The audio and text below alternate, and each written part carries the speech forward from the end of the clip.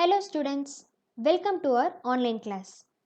In today's session, we are going to see three chapters. Our first chapter is about Indian diaspora. Chapter 49, which is given in page number 80. First of all, what is meant by diaspora? This is nothing but a people who originate from one country and move to the other countries are called the diaspora of the original country. Now, in this chapter, we are going to see some different names and images of the members of the Indian diaspora with the achievements for which they are known. Let us see one by one here. First one, Zubin Mehta. This person was born in Mumbai. He is one of the world's leading conductor in Western and Eastern classical music. He belongs to the music director of Israel Orchestra. He is actually an American Indian. Next person is Salman Rushdie. He is a British Indian novelist. This person was born in Mumbai and he won the Booker Prize for his novel Midnight's Children and was knighted by Queen Elizabeth II in the year 1999. Next one is Meera Nair. She is an Indian American filmmaker. She was born in Odisha and she won the Golden Camera Award at the Cannes Film Festival for her film Salam Bombay. The next one is Kiran Desai. She was born in New Delhi. She also won the Man Booker Prize Award for her novel The Inheritance of Laws in the year 2006. She is an Indian American. Next person is a famous person, we all know about her. She is Kalpana Chawla. She was born in Haryana and she was the first Indian American astronaut and the first woman of Indian origin in space. And the last person is Amartya Sen. This person was born in West Bengal. He is known for his contribution to welfare economics and economic and social justice. He is actually a professor in the field of economic and philosophy. He also awarded the Nobel Prize in the field of economic science for his contribution to the welfare of the country. Now, we are moving on to the next chapter. Chapter 50, Presenting Prefixes. In this chapter, we are going to see some different prefix that should be added before the word so that it will form a new word. Before that, let us see some prefixes here. So, given below are four prefixes and it contains its meanings. Let us see one by one. First one is omni, that is all or of all things, or you can mention its meaning as a in all places. The next one, tele, that means far or distant. Then third one is super or sir, that means over, above, beyond or greater in quality. And the last one is pre, that means before or in front of or early, or else it also refers to the meaning beforehand. Now, with the help of these four prefixes, we are going to add with some words so that it will form a new word. Let us see one by one here. So, here the examples are given. The first one is dash plus phone. So, in this word, for what prefix if you add so that it will form a word, new word that represent an instrument by which sound is carried over a distance. So distance means, so I already told you it's a tele. So tele is a prefix word that represent the meaning distant or far. So now it forms a new word that is telephone. So telephone, it's nothing but it is an instrument by which sound is carried over a distance. Then second one, dash plus market. So here this represents a new word so that which refers to the meaning that is a larger form of grocery store with a greater variety of goods. So here a greater in quality. So this refers to the prefix super. That means super plus market. Of course, it's a supermarket. This is nothing but a place where a larger form of grocery store with a greater variety of goods are available here. Then third one is dash plus potent, which gives a new word that means one who is all powerful. Okay, so it refers to the one who is all powerful. So all means the name of the prefix is omni. So the new word here is omnipotent. So omnipotent means it refers to a person, one who is all powerful. Then fourth one, dash plus script, which gives a new word that means it is a letter or figure of symbol printed above the line. So above the line. Okay. So if there is any word that represents the meaning like above, over or beyond, then we can add the prefix that is super. That is super plus script. Superscript, that means it is a letter or a figure of symbol printed above the line. Then fifth one, dash plus school, which will give a new word which represent the meaning where children go before they join a formal school. So before. So here before means you can add the prefix word is pre, because pre represent the meaning like before or in front of or yearly. So pre plus school, which gives a new word preschool. That means where children go before they join a formal school. Then sixth one, dash plus scope, which gives a new word that means an object that makes distant objects appear closer and therefore larger. Again, distant. Okay, so distant I already told you. So if there is any word that represents a distance, then we can add the prefix tele. So tele plus scope, of course it's a telescope. So this is nothing but an object that makes the distant objects appear very closer and therefore larger. And the last one is dash plus caution. So which will form a new word that represent the meaning, that is it is a measure taken in advance to ward off impending danger. So it is a measure taken in advance, that is priority. Okay, priorly or in front of, before, yearly. Okay, so that means you can add the prefix word that is pre, that means before. Okay, so pre plus caution. So precaution is nothing but it is a measure taken in advance to ward off, that is to avoid the impending danger. Impending means like upcoming, okay, when it is going to come.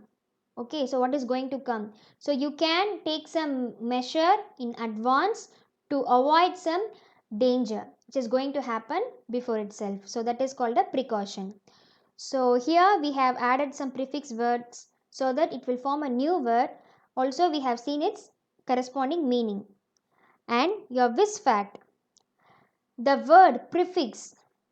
So the word prefix itself uses the prefix prefix. That means it gives us the meaning to fix before. So prefix, it's a word that itself uses the prefix pre, which gives a meaning to fix before. Okay, now we are moving on to our last chapter, chapter 51, environmentally conscious tourism. So in this chapter, what we are going to see about is ecotourism. So what is ecotourism? This is nothing but it is a tourism intended to support conservation efforts. For example, it focuses on socially responsible travel and environmental sustainability. Carbon footprint is the amount of carbon dioxide released into the atmosphere as a result of the activities of a personal, organization, or a community.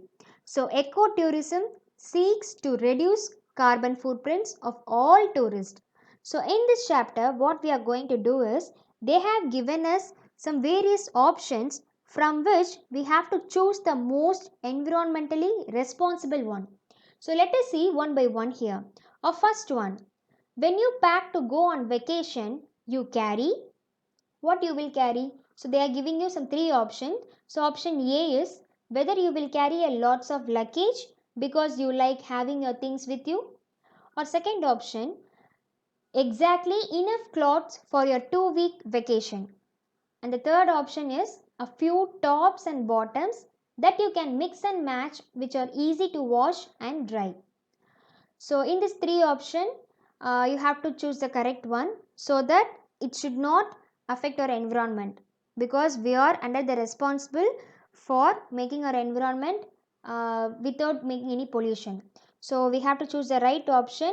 So here you can prefer the third option.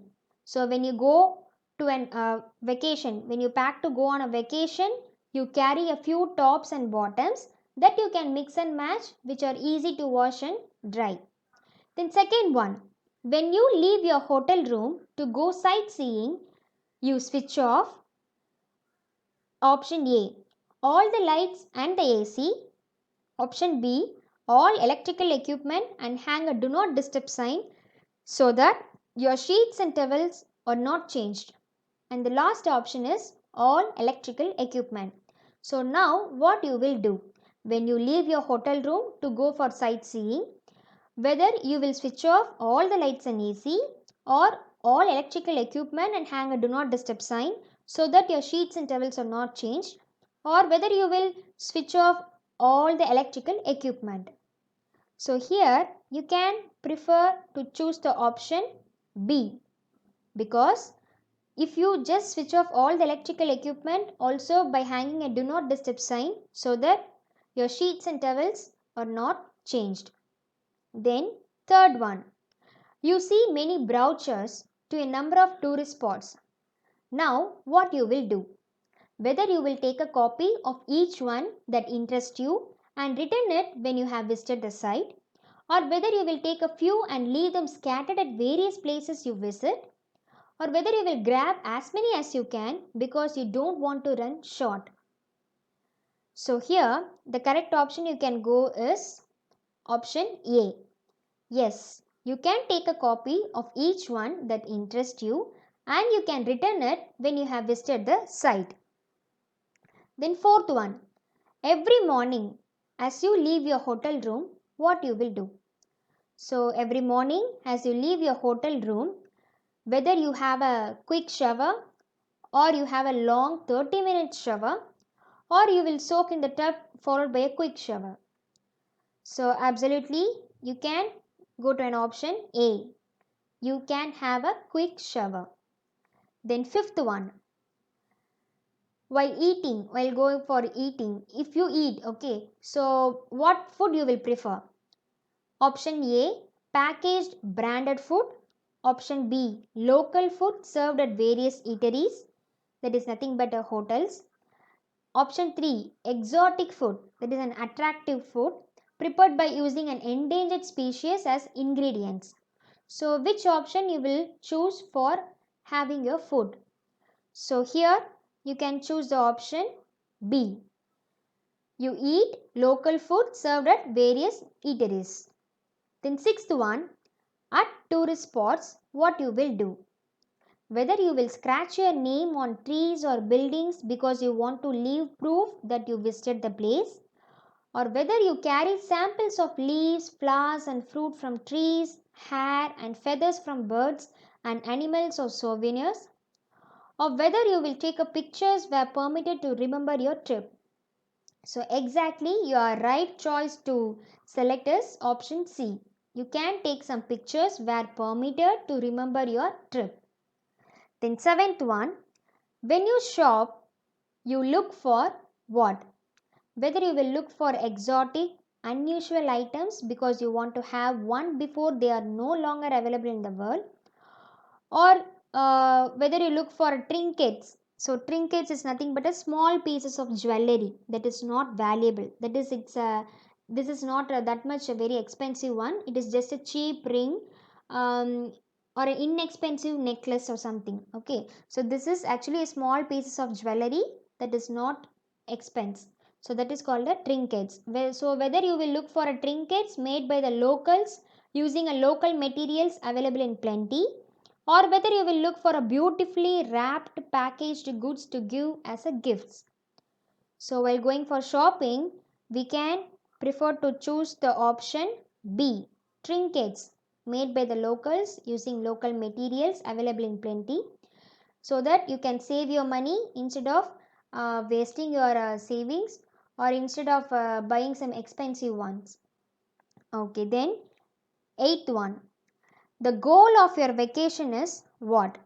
What is the goal of your vacation when you go for a ecotourism?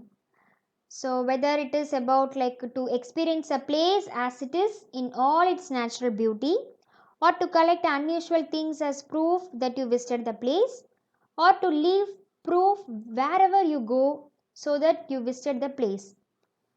Again, exactly, you can go for the option A. The goal of your vacation is to experience a place as it is in all its natural beauty. And the last one, if you go on a wildlife safari, so wildlife safari is nothing but traveling towards the wildlife, okay, traveling towards the forest, okay, so it's like a journey. So if you go on a wildlife safari, what you will do? Whether you carry a stout stick with you just in case if an animal attacks you, or whether you keep your voice low and wear a camouflage clothing. Camouflage clothing is nothing but to wear some clothes in order to hide yourself and adapt according to the environment. So whether you will wear a camouflage cloth to merge in the surroundings, or you will wear a bright colored clothing and speak loudly to protect yourself from any wild animals nearby. So this is a must to go for option B. So if you go on a wildlife safari, you are supposed to keep your voice low and wear a camouflage clothes to merge in the surroundings. So if you follow these rules, then only we can enjoy our eco trip, that means our ecotourism, without polluting our environment as well as the plants and animals around us. Okay students, hope you have understand today's session. Let us meet in our next session. Thank you students. Thank you.